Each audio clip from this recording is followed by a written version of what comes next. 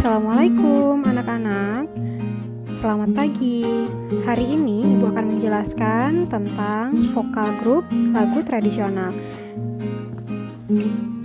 Nah, sebelum kita ke materi, jangan lupa kalian berdoa dulu dan jangan lupa sarapan ya. Kita masuk ke materi ya. Di sini bisa dilihat ada peta konsep mengenai vokal grup lagu tradisional atau lagu daerah. Ada 3 subjudul. Yang pertama, teknik vokal grup lagu tradisional atau lagu daerah. Yang kedua, kita akan mengidentifikasi fungsi sosial lagu tradisional. Dan yang ketiga, mengaransemen lagu tradisional untuk vokal grup. Nah, untuk yang pertama, dari teknik, itu kita akan belajar tentang akapela, kanon, ada kor juga, ada gerong, atau sinden Jawa ya. Terus ada panembromo, kemudian ada gondang, itu dari Batak, dan ada saman. Untuk yang kedua, dari mengidentifikasi fungsi sosial lagu tradisionalnya, ada 4 bagian juga ya lagunya. Ada lagu dolanan, ada lagu Nina Bobo, ada lagu penyembuhan, dan yang terakhir lagu upacara atau ritual. A. Teknik bernyanyi vokal grup lagu tradisional. Nah, teknik vokal grup merupakan teknik menyanyi yang dilakukan dengan 2, 3, 4, atau lebih suara. Berdasarkan jumlah penyanyi dan jumlah suara, vokal grup dapat dibedakan sebagai berikut. A. Duo, vokal grup dengan 2 penyanyi dan 2 suara. B. Trio, vokal grup beranggotakan 3 penyanyi dengan 3 suara. C. Kuartet, vokal grup beranggotakan 4 penyanyi dengan 4 suara. D. Quintet, vokal grup beranggota 5 penyanyi dengan lebih dari 4 suara. Dan E. Paduan suara atau kor, vokal grup beranggotakan lebih dari 5 penyanyi. Nah, jika dilihat dari teknik bernyanyi vokal grup berdasarkan teknik vokalnya dalam seni musik modern, diantaranya sebagai berikut. A. Ada akapela. B. Ada kanon. C. Ada kor atau paduan suara. D. Ada gerong atau sinden Jawa. E. Ada panembromo. F. Ada gondang. G. Ada saman.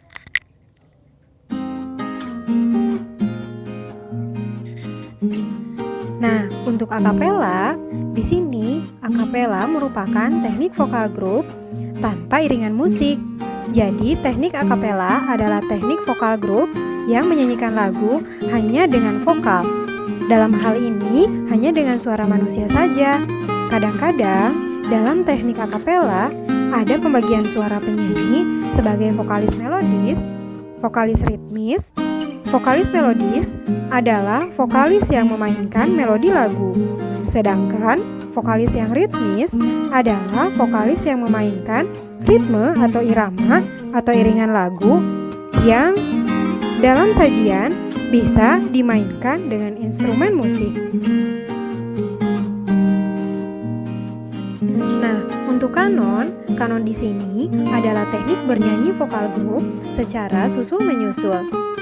Teknik ini membuat lagu yang dinyanyikan seperti bersaut-sautan. Hal ini terjadi karena jaringan harmonik yang berbentuk peniruan suatu bagian lagu yang dinyanyikan bersama dengan bagian lagu yang lain secara susul-menyusul.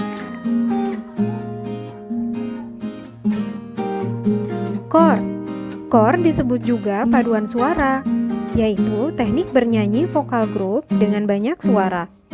Biasanya, kor dimainkan dengan aransemen 4 suara, yakni sopran, alto, tenor, dan bass. Atau tergantung kebutuhan, dapat dengan 2 atau 3 suara saja.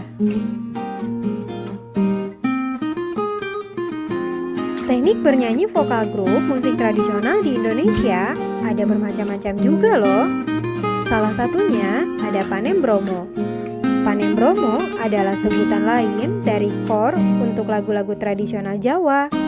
Lagu-lagu yang dinyanyikan dalam bentuk Panembromo adalah lagu-lagu yang biasanya dibawakan dengan iringan karawitan atau gamelan. Lagu-lagu yang dibawakan dalam Panembromo biasanya bertangga nada pentatonis. Kemudian ada gerong. Gerong adalah teknik vokal grup dalam seni karawitan yang mirip dengan kanon. Beberapa penyanyi laki-laki yang disebut wirasuara memberikan sautan-sautan tertentu di sela-sela lagu yang dibawakan sinden atau penyanyi wanita. Gerong juga dapat dibentuk dengan paduan suara laki-laki yang bersama-sama bernyanyi dengan iringan gamelan. Dapat pula berupa gabungan solis wanita dengan atau tanpa paduan suara laki-laki. Gerong umumnya dinyanyikan pada bagian yang berbeda dari komposisi utama lagu dalam gamelan. Teks standar didasarkan dalam bentuk tembang Jawa yang dikenal sebagai macapat.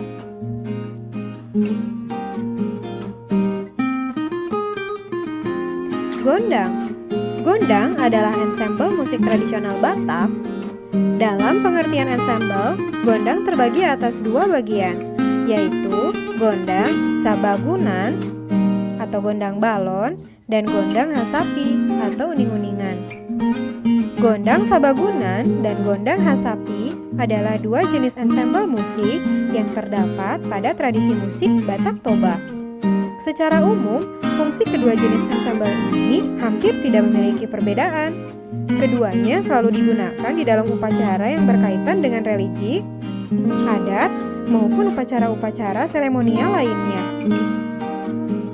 Namun demikian, kalau diteliti lebih lanjut, kita akan menemukan perbedaan yang cukup mendasar dari kedua ensemble ini. Dan yang terakhir, ada saman. Saman sebenarnya termasuk seni tari loh. Seni ini dibahas dalam seni musik karena tari saman diiringi dengan seni vokal atau nyanyian. Berbeda dengan tari-tarian lain yang diiringi musik. Tariannya sendiri juga menimbulkan bunyi layaknya seni musik perkusi yang bunyi-bunyiannya berasal dari tepuk tangan para penarinya. Kalau cermat mengamati tari saman, sebenarnya penarinya sekaligus bertugas sebagai pengiring musik bagi nyanyian yang dibawakan seorang vokalis yang mengiringi tari saman. Tari ini benar-benar unik karena antara unsur musik dan unsur tari menyatu tanpa batas yang jelas. Kita masuk ke poin B ya. Kita akan mengidentifikasi ciri-ciri lagu etnik Nusantara. Nah, kita identifikasi ya ciri-ciri lagu etniknya.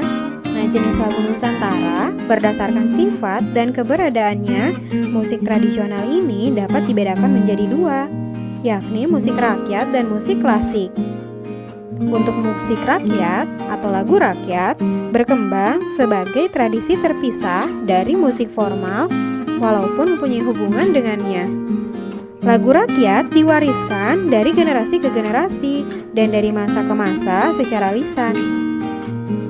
Akhirnya menjadi milik bersama keseluruhan masyarakat.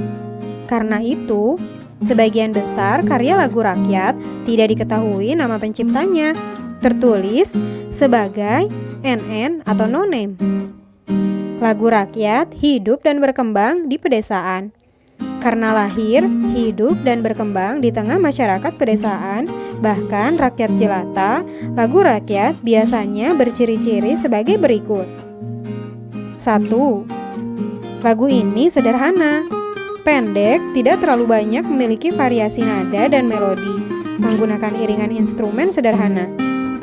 Yang kedua, bertema tentang kehidupan dan kegiatan rakyat, seperti pertanian, perburuan, adat istiadat, dan kepercayaan. Yang ketiga, meriah, berirama riang, menghibur, bahkan ada yang penuh canda. Yang keempat, bebas, tidak terlalu mengikuti aturan-aturan seperti halnya musik klasik. Dan yang kelima, dipopulerkan secara lisan. Yang kedua ada lagu klasik. Sebenarnya lagu klasik juga bersumber pada musik tradisional loh. Hanya saja berbeda dengan lagu rakyat. Lagu klasik lebih berkembang di pusat-pusat pemerintahan. Zaman dulu, pusat pemerintahan adalah istana kerajaan atau kadipaten yang sekarang disebut ibu kota provinsi dan ibu kota kabupaten. Lagu klasik di Indonesia paling terkenal adalah lagu-lagu yang diiringi gamelan Jawa, gamelan Sunda, dan gamelan Bali. Lagu-lagu tersebut dimainkan dalam konser untuk mengiringi drama dan kadang-kadang sebagai bagian dari musik rakyat. Karena hidup, tumbuh, dan berkembang di lingkungan istana musik klasik, umumnya bercorak, agung, biasanya untuk mengiringi upacara-upacara kebesaran, keraton, upacara keagamaan, dan upacara adat. Yang kedua, diciptakan komponis, pujangga istana. Yang ketiga, berpola baku atau mengikuti aturan notasi, syair, irama, dan tempo. Dan yang keempat, dikembangkan secara tertulis. Yang kelima, bertema tentang sejarah kebesaran kerajaan, kepahlawanan, para satria, ajaran hidup, dan sejenisnya. Yang B, bahasa yang digunakan dalam lirik lagu. Cara paling mudah untuk mengetahui sebuah lagu berasal dari etnik atau daerah mana adalah dengan melihat bahasa yang digunakan dalam liriknya. Kita tahu bahwa lagu diciptakan untuk mengungkapkan pikiran atau perasaan. Sama seperti bahasa, bukan? Oleh karena itu, para pencipta lagu menuliskan lirik lagunya dalam bahasa yang mudah dipahami oleh penikmatnya. C. Tipe gerak melodi. Jika unsur utama bahasa adalah kata, unsur pokok sebuah lagu adalah nada. Bahasa membutuhkan struktur kalimat dan intonasi agar sebuah kata memiliki makna sebagai alat komunikasi.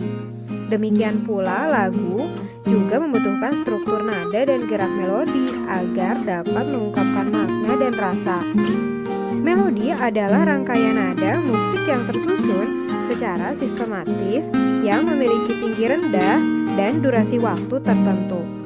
Melodi dibedakan dari satu sama lain oleh beberapa sifat, yaitu tinggi rendahnya nada atau kontur melodi, interval atau jangkauan, dan suatu langkah yang utuh dari yang berikutnya. D. Alat musik yang digunakan dalam penyajian. Coba perhatikan tembang-tembang Jawa, Sunda, dan Bali yang diciptakan dan diaransemen khusus untuk gamelan. Lagu-lagu Minangkabau diciptakan dan diaransemen untuk alat musik saluang atau seruling Minang yang bunyinya menyayat hati. Lagu-lagu Minahasa yang diciptakan dan diaransemen untuk alat musik kolintang. Lagu-lagu Betawi untuk gabang kromong, dan sebagainya. Jadi, kita juga dapat mengenali lagu etnis Nusantara melalui instrumen musik yang dimainkan dalam penyajiannya. C. Fungsi sosial lagu etnik Nusantara. Hampir sama dengan yang bab sebelumnya. Nah, untuk fungsinya di sini ada beberapa, seperti untuk penyembuhan dan untuk ritual.